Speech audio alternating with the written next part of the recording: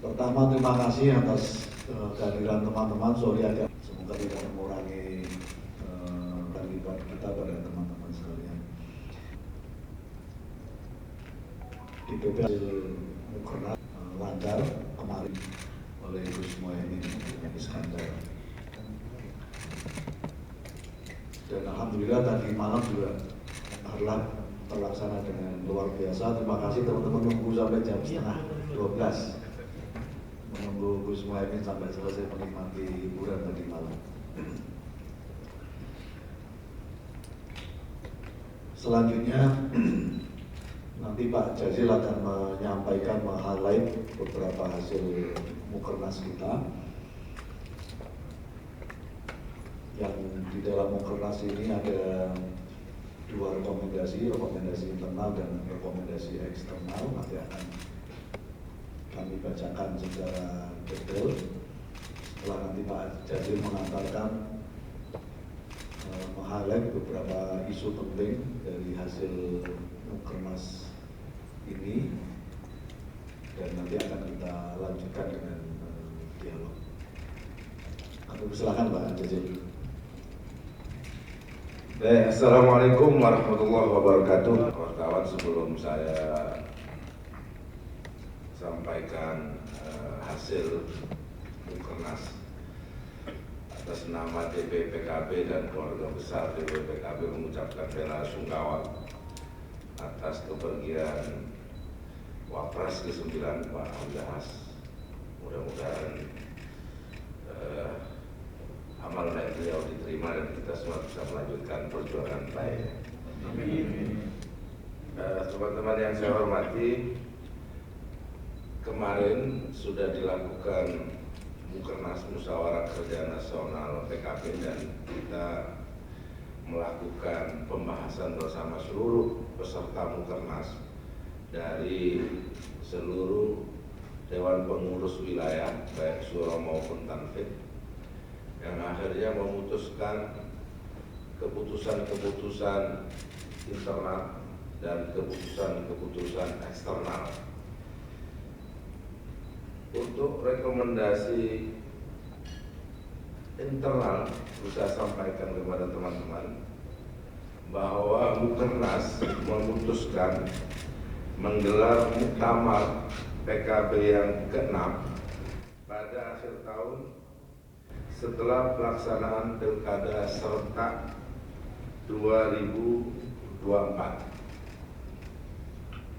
Yang kedua, menyepakati pembentukan panitia dan logo muktamar PKB ke-6 tahun 2024 yang mengusung semangat muda, modern, peduli dan melayani. Nanti Pak Uda akan menyampaikan secara detail susunan pengurus, susunan panitia muktamar ke-6 PKB. Rekomendasi yang ketiga, internal, melaksanakan kerja politik secara masif, terukur untuk memenangkan pasangan calon kepala daerah yang diusung PKB pada Pilkada serentak tahun 2024. Yang kedua, rekomendasi eksternal, nanti Pak Uda juga akan merinci. Tapi yang jelas, rekomendasi eksternal Mukernas PKB mendorong revisi paket undang-undang politik. Nanti rincinya Pak Uda yang akan menjelaskan. Yang kedua, sebagai pelaksanaan dari pembukaan amanat Undang-Undang Dasar 1945, Mukernas juga memutuskan mengutuk aksi pendudukan Israel ke Palestina.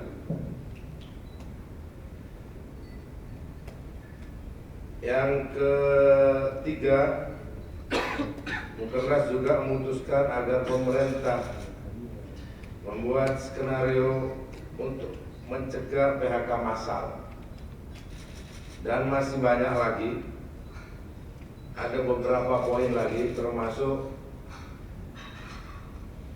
Mukernas merekomendasikan agar pemerintah serius untuk menangani masalah judi online dan pinjaman online yang membuat ekonomi masyarakat terpuruk dan sistem ekonomi juga terhambat. Juga sampai di Mukernas agar pemerintah juga mewaspadai dengan serius karena Indonesia saat ini akan dijadikan pasar narkoba internasional. Karena narkoba ini adalah darurat atau bahayanya kepada generasi kita ke depan. Kira-kira itu yang menjadi beberapa kesimpulan di Mukernas. Nanti Pak Huda bisa melengkapi dan teman yang lain juga melengkapi. Utamanya terkait dengan susunan panitia, muktamar, dan juga logo muktamar yang akan di-launching, dan juga rekomendasi-rekomendasi eksternal yang perlu dipertajam. Saya persilakan, Bu. Yang tadi disampaikan oleh Pak Jazil, hasil Mukernas memutuskan membentuk panitia muktamar. Saya akan bacakan susunan panitia inti muktamar yang nanti akan diperlebar kepanitiaannya. Penanggung jawab A.H.A. Muhaimin Iskandar sebagai Ketua Umum, penasihat Pak Kiai Haji Manarul Hidayah, Kiai Haji Kafabi Mahrus, Kiai Haji Syaiful Maksum, Sekjen DPP PKB Pak Hasanuddin Wahid, Dewan Pengarah Pak Jazil Fawaid, M. Hanif Dakiri, Ibu Ida Fauziah, ketiga-tiganya sebagai Wakil Ketua Umum DPP. SC akan dipimpin ketuanya oleh Pak Faisal Reza, sekretaris saya sendiri. OC dipimpin oleh ketuanya Pak Ucun Ahmad Samsul Rizal, sekretarisnya Pak Zainul Munasikin, bendahara Pak Bambang Susanto. Ini terkait dengan susunan pembentukan panitia yang disepakati di dalam Mukernas kemarin. Terkait dengan logonya, saya ingin menunjukkan sebenarnya ini, tapi kita nggak ada ini dari slide-nya. Kita kamu tak tunjukin aja mau lihat itu. Iya, saya itu Pak.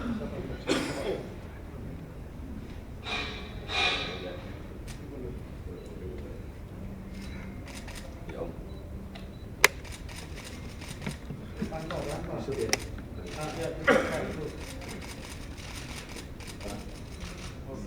Tahan Pak.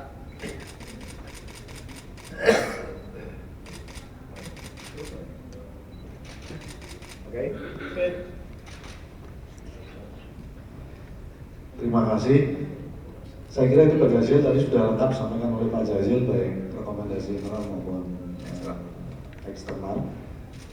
Salah satu rekomendasi eksternal tadi yang disampaikan oleh Pak Jazil menyangkut soal usulan PKB untuk mendorong revisi paket undang-undang politik. Isinya salah satunya adalah PKB mendorong supaya pelaksanaan Pilpres dan pemilu legislatif dipisah pada tahun 2029 yang akan datang. Yang kedua, sebagaimana rekomendasi dari KPK menyangkut soal kesehatan partai politik, pemerintah perlu mengalokasikan dana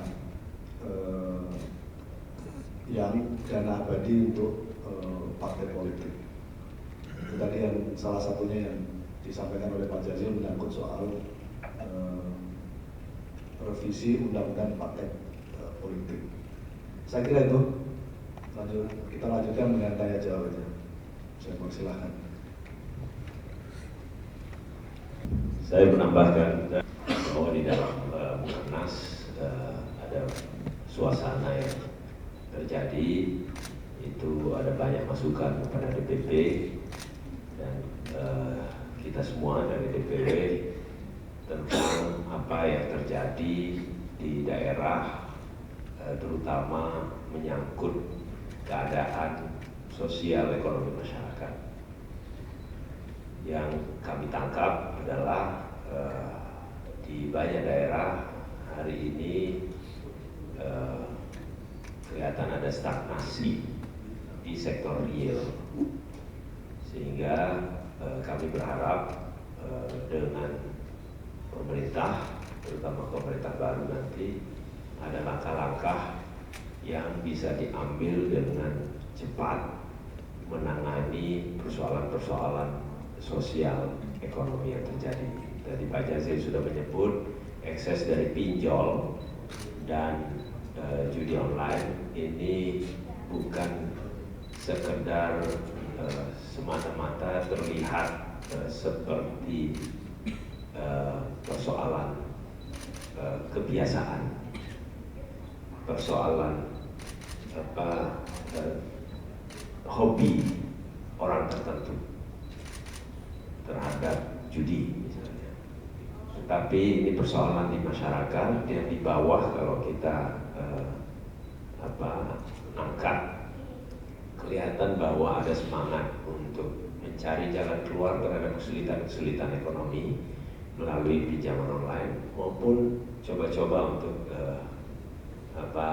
judi online, karena jumlahnya sangat besar. Di tengah-tengah situasi seperti itu, kami juga mendengar dari laporan teman-teman bahwa banyak perusahaan-perusahaan di sektor garmen juga gulung tikar, lalu PHK terjadi. Nah, gejala dari ekonomi masyarakat di bawah ini, kami menangkap bahwa ada kondisi yang perlu diantisipasi ke depan. Jadi kelihatannya daya beli masyarakat pelan-pelan ini berkurang dan tidak bisa menjangkau harga kebutuhan pokok yang semakin lama bukan turun tapi naik. Ini kami mencoba merefresh pengalaman-pengalaman politik masa sebelumnya, terutama di pemerintahan-pemerintahan yang lalu.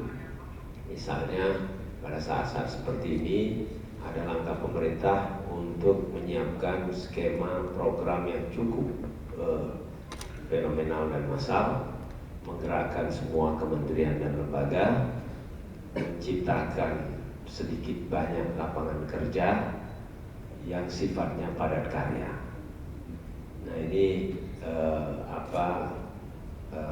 barangkali suasana diskusi yang kami bangun pada Bukernas kemarin bisa merefleksikan tentang apa yang diharapkan dan diinginkan oleh PKB terhadap ekonomi di masa yang akan datang. Kami tahu bahwa situasi ekonomi dunia sangat berat, kondisi tidak menentu, dan pemerintah harus mencari jalan keluar. Pendapatan negara harus terus dijaga supaya bisa menjalankan pemerintahan, roda pemerintahan dan perekonomian dengan baik. Utang luar negeri kita juga cukup besar. Jadi beberapa DPW juga menyampaikan kalau bisa jangan utang luar negeri lagi, tapi mencoba mencari jalan yang lain. Karena kita masih punya banyak sekali sumber daya alam, potensi ekonomi yang bisa dimaksimalkan. Oleh karena itu, kami dengan keinginan pemerintah misalnya meningkatkan rasio pajak hingga 12%, kami setuju, tapi juga harus proporsional. Beban di masyarakat yang besar ini juga harus dipahami betul supaya rasio pajak itu betul-betul bisa menciptakan rasa keadilan. Nah, oleh karena itu upaya pemerintah ini menjadi kunci yang akan kita dukung untuk bisa menyelamatkan perekonomian nasional. Kalau bisa, malah membangkitkan kembali industri nasional yang kelihatan semakin lama semakin bentuknya itu tidak terlalu jelas hari ini, tetapi kita harapkan bisa lebih banyak menyinggung sektor-sektor yang selama ini seolah-olah ada tapi sebenarnya juga tiada. Sektor pertanian dan kelautan misalnya yang menghidupkan perekonomian bawah, ini harusnya betul-betul menjadi perhatian. Kami senang kalau memang pemerintah ke depan dan pemerintah sekarang ini menjadikan dua sektor ini sebagai tumpuan industri dan reindustrialisasi di masa yang akan datang. Hilirisasi seharusnya juga menyinggung sektor pertanian dan kelautan ini. Saya kira itu tambahannya, Pak Uda. Terima kasih. Kami persilakan teman-teman. Ayo Mbak. Soal muktamar, apakah muktamar berapa dan akan digelar di mana? Cukup. Teknis. Jadi hari ini atau Mukernas baru melaunching kepanitiaan utama. Nanti materinya setelah ini akan disusun terkait sidang-sidang yang nanti akan dilakukan di Muktamar. Biasanya ada sidang komisi dan pleno, menyangkut komisi program kerja, komisi terkait organisasi dan ADART, dan komisi serta pleno terkait dengan struktur pengurus DPP yang akan datang. Jadi ini materinya sedang disusun. Apa tadi ya?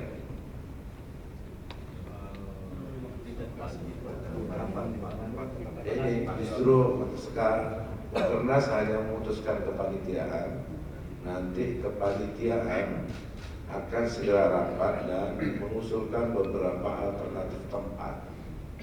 Yang jelas tanggalnya juga belum diputuskan, tapi dalam akhir tahun ini. Akhir tahun ini ada, karena tadi disampaikan oleh Pak Uda dan juga yang berkembang di forum, ada pilkada serentak, maka kemungkinannya dekat-dekat pilkada atau setelah pilkada. Artinya setelah tahapan pendaftaran pilkada kalau tidak salah tanggal 27 Agustus, artinya tahapan pendaftaran calon sudah selesai. Apakah setelah itu atau setelah pemilihan? Itu di bulan November. Nanti secara teknis panitia yang akan menyusunnya, mendiskusikannya mengenai tanggal dan tempat. Saya pikir itu. Terima kasih. Oke. Lain? Isu lain. Kalau Pak. Terima kasih. Jatim juga Gus, perbicaraan dengan PDIP seperti apa?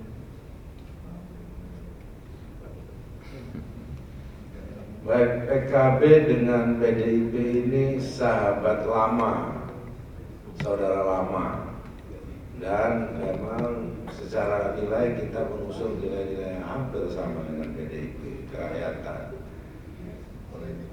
Nah, untuk pilkada tentu kami menyambut baik apa yang disampaikan oleh PDIP untuk melakukan kolaborasi atau koalisi dengan PKB di 3 provinsi tersebut. Cuman perlu saya sampaikan bahwa untuk DKI Jakarta sesuai aspirasi DPW DKI, Pak Anies calon gubernurnya.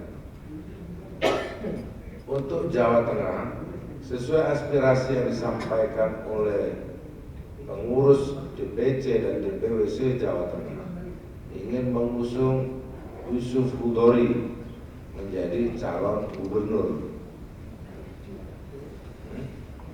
Ya, untuk Jawa Timur memang sedang dibahas siapa yang nanti akan maju bersama PDIP. Dan perlu diketahui di Jawa Timur PDI dan PKB adalah pemenang satu dan kedua yang mesinnya sangat kuat. Tinggal mencari figurnya. Mudah-mudahan beberapa hari ke depan segera bisa diputuskan siapa calon gubernur dan wakil gubernur di koalisi PKB, PDIP, dan partai lainnya di Jawa Timur. Saya pikir itu. Terima kasih, Delvira. Ayo, yang lain. Ada usulan dari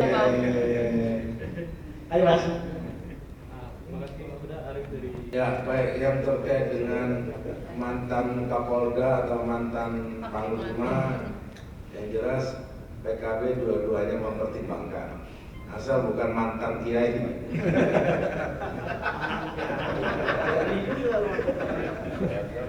Jelas yang mau maju justru kiai, bukan mantan ini. Kiai Yusuf Hudori yang maju, bukan mantan kiai.